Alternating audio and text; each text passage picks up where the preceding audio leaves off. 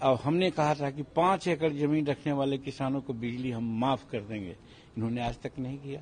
तो किसान लोग हमसे कहता है कि तो क्यों नीतीश कुमार के साथ आप लगे हुए हैं? तो हम लोग इतना दिन उनको देखा, परखा कि भाई क्या करते हैं। तो इसी प्रकार से शेड्यूल कास्ट का भी मामला है, कहने में समय लगेगा, लेकिन सच्चाई यही है कि जिन बातों को हम इम्प्लीमेंट करना चाहते थे, जिससे बिहार का भविष्य बदल जाता, उन बातों को कहते रहे और इन्होंने उस पर ध्यान नहीं दिया। अंतिम बात ये कहना चाहते हैं कि आज बालू नीति और शराब नीति के चलते बिहार के फाइनेंस को एकदम इन्होंने चौपट कर दिया और हमारे गरीब तबके के लोग इसमें ज्यादा इम्प्लीकेटेड हो रहे हैं। बार बार अखबारों में भी बोल देते थे, हम असेंबली में भी बोले हैं, लेकिन इन पर कोई ध्यान नहीं। तो लोग यही कहता था कि तो काहे अटके हुए हैं, छोड़िए ना उनको, ये जनता की आवाज थी।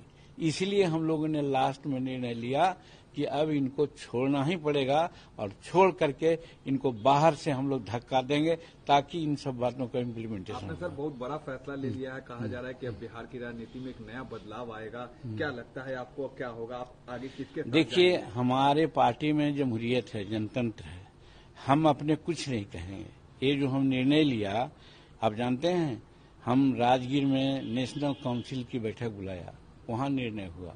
उसके बाद हम सारे विधायक मिल करके नीतीश कुमार को कहा ऐसी ऐसी बात है, आप इसको जरा देखिए, नहीं तो फिर हम लोगों के सामने दिक्कत होगी।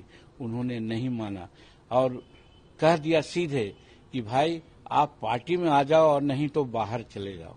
तो फिर हम कोर कमेटी की बैठक बुलाया। कोर कमेटी की बैठक में सारे लोगों ने कहा कि नहीं, एकदम हम लोगों को बाहर जाना ही उचित है। तब फिर हम लोगों ने ये निर्णय लिया।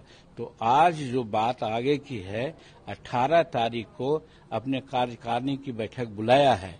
18 तारीख को कार्यकारिणी की बैठक में जो निर्णय होगा उसके बाद बताएंगे कि क्या करना है। ललन सिंह और तेजस्वी यादव ने कहा कि हम लोगों ने प्रॉपर इज्जत दिया था, मांझी जी को, उनके बेटे को भी इज्जत दिया था, मंत्री बनाया था, लेकिन फिर भी इस तरीके देखिए, से ले लिया। चाहे ललन बाबू हों, चाहे तेजस्वी बाबू हों, चाहे नीतीश बाबू हैं, चाहे कोई हैं, व्यक्तिगत हमको किसी से कोई ये दुराग्रह नहीं है। हम सबका सम्मान करते हैं। अब सब लोगों ने व्यक्तिगत भी हमको सम्मान दिया है, मैं मानता हूं, लेकिन जहां जनहित की बात है तो सम्मान और जनहित में दोनों में कॉम्प्रोमाइज नहीं होगा।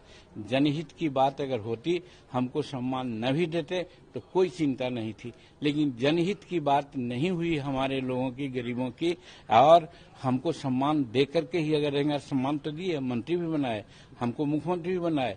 आज भी हमारा बेटा मंत्री था, और भी हो सकता था कि मंत्री विभाग मिल जाता। अपने हम रहते तो एंजॉय करते, लेकिन हमने समझा कि अब मात्र 2 बरस 1.5 बरस बच गया है। हम 2025 में जनता को, हम अपने वोटरों को क्या बात करेंगे। देखते मगध में और मुंगेर में जब हम घूमने लगे तो हजारों हजार की संख्या में हमको लोग फॉलो करता था। 10-10 किलोमीटर हमारे संतोष के पीछे लोग जाता था, आता था। तो उन लोगों की एक आशा है, उनके आशा पर एक तरह से कुठाराघात हो रहा था, जो हम लोग बर्दाश्त नहीं कर सकते। इसलिए हम लोग ने ऐसा निर्णय लिया। जो मंत्री बनने जा रहे